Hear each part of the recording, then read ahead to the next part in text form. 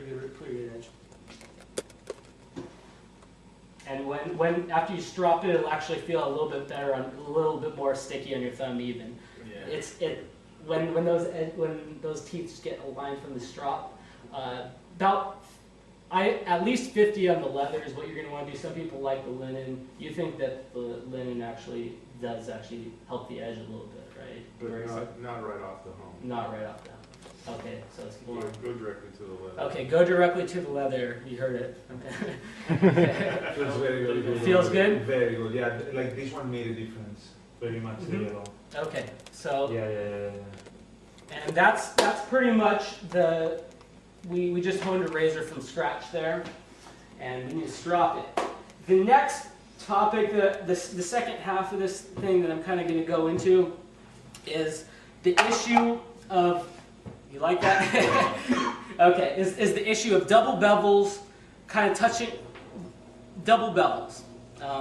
And there's two ways where you can get one of these. One way would be if you have a new razor and they honed the razor with the spine lifted just a slight amount to keep the razor looking new. They don't want to sell a razor that has hone wear on it, basically. Or some people like to tape the spine to protect it. They don't like hone wear, or there's a chip they want to remove maybe, and they don't want to ruin the spine. So they'll put a piece of tape on the razor, and then they want to do finishing with the tape off, you know. And you'll run into a double bevel if you do that. And this is my last picture here, and this should hopefully illustrate what a double bevel looks like. Here's the spine of the razor. Let me grab this here. This is the dull one. The spine of the razor and the edge.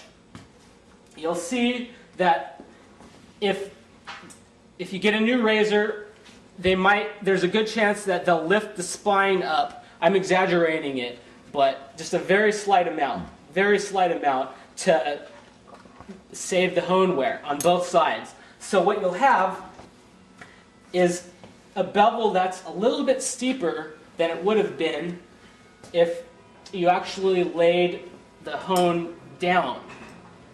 This represents what the bevel should be, and this represents what it's at. You can get a double bevel also from using electrical tape on the spine.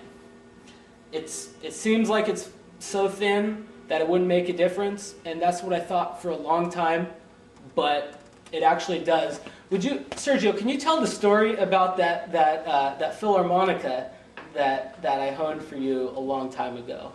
Do you remember that? Yeah, that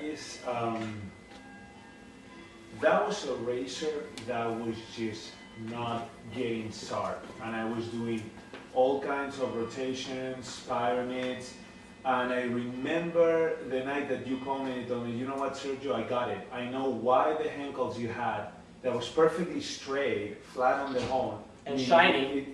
Like it was brand new, like it had all the qualities to become a great shaver. I was following the traditional methods that were established to hone, and it was just not getting sharp. But it wasn't the shave wasn't getting better, neither was getting worse. That's the key right there. If you have a double bevel and you're shaving with it and it's not shaving great, you know it could be better, but you're taking it to your hones, which should be improving it, you know. Take it to my caudicle and do 50 passes on it. I should feel a difference in the shave. It won't get any better and it won't get any worse. And the reason why that happened was I established the bevel on it was actually a Philharmonica with tape on it because it was such a pretty razor. It was an NOS Philharmonica. And then I set the bevel with the tape on it, and then I took it off, and I did 75 passes on the 4K because I thought that would be enough to reestablish to establish the new edge. 75 passes wasn't enough. I think you did 300. No, I did 75. I told you to do more, but Yeah, anyways, okay. 300 probably. But anyways, so I did 75 passes, assuming that would reestablish the edge and let me start polishing. this is what happens when you get a double bevel. This little picture right here is the key. Here's the original edge that was set. Maybe that's a 4K scratch pattern or 4K sharpness right here. You take the tape off, or you take your new razor without tape to the hone, and you start to and you're honing this way. This is where your hone is contacting this blue area right here. This is not touching the hone, which is why your razor is not getting any sharp. It's not getting any worse, but it's not going to get any sharper. You have to completely remove this area of metal to reestablish the single bevel before you're going to be able to make progress with your polishing stones, or else match the bevel tape every single time. If I were to polish it with the finishing stones at this level, it would get sharp. But you have to decide. If you set the bevel with tape early on, you have to touch it up with tape every time. I used to think differently. I used to think that the tape isn't big enough to make a difference, but it does. And I've made a little experiment to show you guys exactly what I'm talking about. I set the bevel. Which razor did I do it on? This one. This electric. It's a piece of garbage, but I mean it's bad. It's got toe wear or whatever, but it's good enough for this experiment. There's two ways where you can actually see a double bevel and see when you're finished with it. There's the microscope test. You can actually look at the edge in the microscope. This is something that Randy Tuttle taught me. You can look at the edge in the microscope and you'll see two distinct scratch patterns in it. You'll see, the very edge, it'll have one scratch pattern which might be coarser or whatever, and then there'll be a line, and then you'll see a different color because it's reflecting light differently because the angles are differently. I think an easier way to do it is just to look at it, is to mark the edge with a black marker, a Sharpie marker, and do a few passes on maybe. If it's a new razor, I don't want to go to a coarse stone. Maybe I'll go to my finest stone, mark the edge, and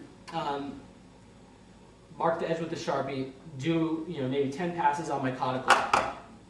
If I have a double bevel, the marker will be removed towards the back, but the edge it'll still be black.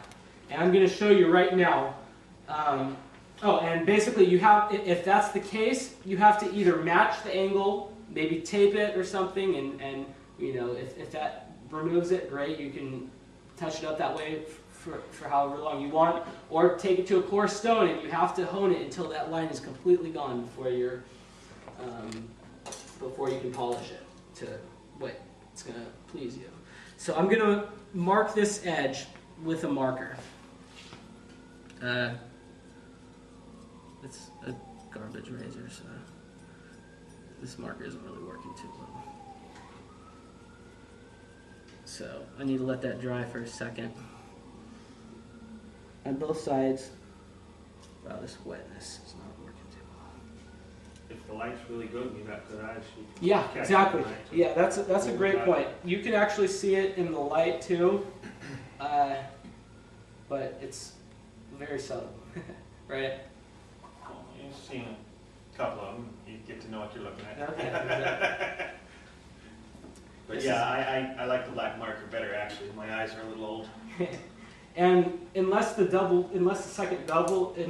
steeper bevel has been established with a pretty high grit stone and it's really shiny, and your bevel is really shiny, then you might have a little more trouble seeing it. If it's really coarse, then you should be able to see the difference. On a wedge, you should certainly be able to see the difference.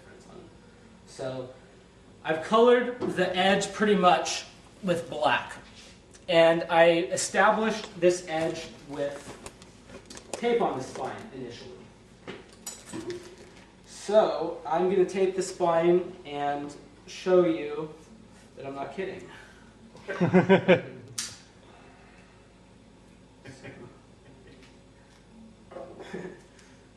No tricks here. And basically the point of this test is going to be to show you how much work it's going to take to actually